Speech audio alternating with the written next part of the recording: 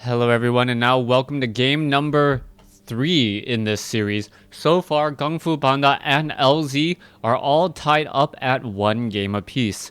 This is the rubber match. We'll see what's going to be happening here as GungFuBanda is spawning on the bottom right hand side of Daedalus Point.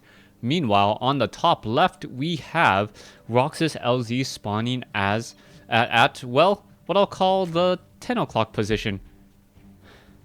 Alright, apparently GungFuBanda has vetoed this map on the ladder, so he does not like it very much at all. Unfortunately, he will be forced to play it, and not having familiarity with the map does make a very, very big difference in the tournament scene. You don't quite know where to place your proxy pylons. You don't know where overlords are commonly positioned, and all of those things can come back to haunt you.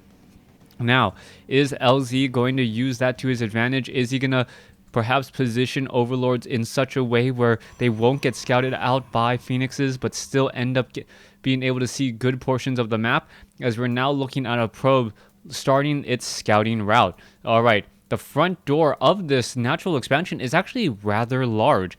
If you take a look at it here, there is a bit of a walking distance from your main base to your natural. That is rather a long walk as the queen walks, so it is most likely going to be a hatchery first, as you do not want to go for a spawning pool and then try and train up a queen and then walk it over, simply because it is just too long of a walk and you'd lose too much larva production. Meanwhile, we can see that GungFuBanda has decided to place a proxy pylon over here by the Zelnaga Tower. Now, this is a bit of a risky maneuver. GungFuBanda doesn't know that much about the map unless he's totally trolling me, and he knows this map very, very well. If he does know this map extremely well, then he knows that, hey, you know what? This is not a place that overlords are commonly going to travel. Also, the timing on this probe was a little bit earlier, as you can see that the overlord here and here are not going to spot or cross the probe's path since it has already gotten over here. Now, we may be trying to go into perhaps a proxy Stargate, and with a proxy Stargate, we could have some very, very early oracles and some very, very problem times for any drones. Now, the map is a little bit smaller, so the oracles are not going to have that much energy by the time they get there. It is a little bit of a catch-22 since oracles are energy based in order to deal any damage. You kind of need to know your distances and know when exactly you are going to approach and just be aggressive with those oracles, and he may have to be aggressive with those oracles rather quickly. What we're going to notice now is, oh, there is a stalker here. Oh, does he spot the overlord? No, he did not. As the overlord is now going to fly its way in, he notices that there is no nexus. No nexus means that he's going to be shoring up his defenses a bit more, but little does he know that instead of trying to build a baneling's nest, he should actually be building a little bit of an anti-air force if he wants to be defensive.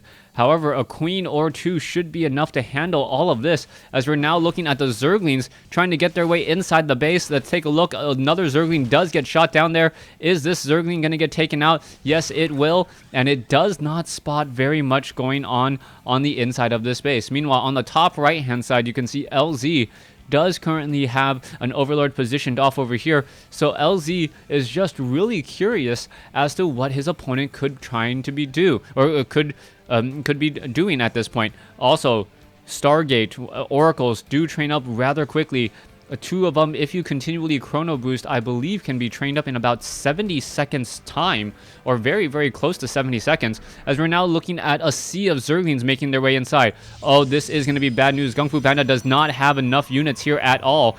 He is not ready for this attack, and you can see how far behind he is. Zerglings now morphing into banelings, and as soon as those are morphed into banelings, the Zerglings are going to arrive to the party, and this is going to be an absolute nightmare. GungFuBanda gonna get destroyed here. There goes the stalker, there goes some units, as the Zerglings can simply walk inside the base and try to take it out. Mothership core is also significantly delayed, and all of these probes are gonna have a very bad time. Alright, the photon overcharge is not ready at all, and without the photon overcharge, And the Banelings are pretty much gonna sit here and say, you know what can I do to possibly destroy my opponent?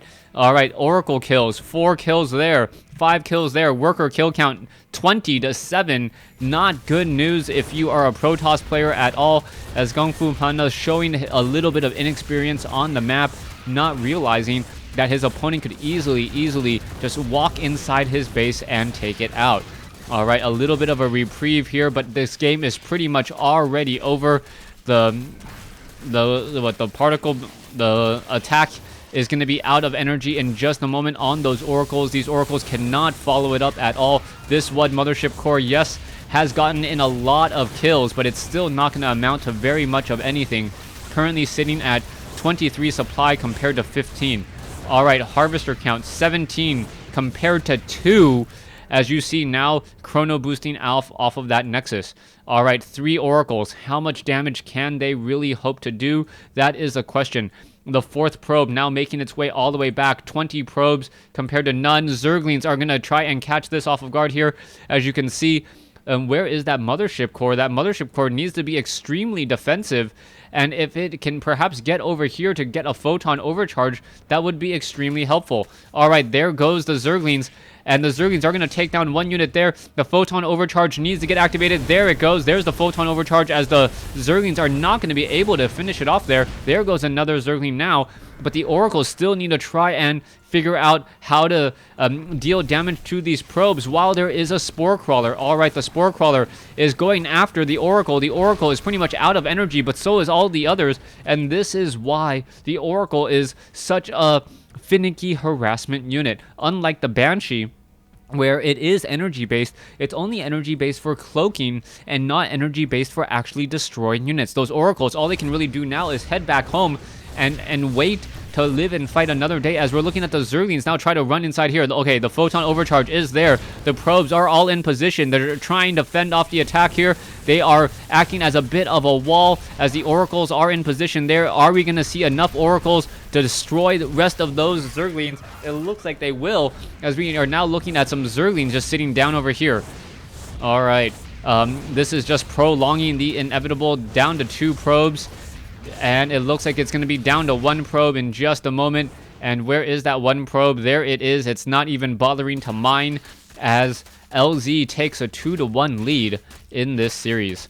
Thanks for watching. Thanks for listening. I hope you guys enjoyed Game 3. Please stay tuned for Game 4.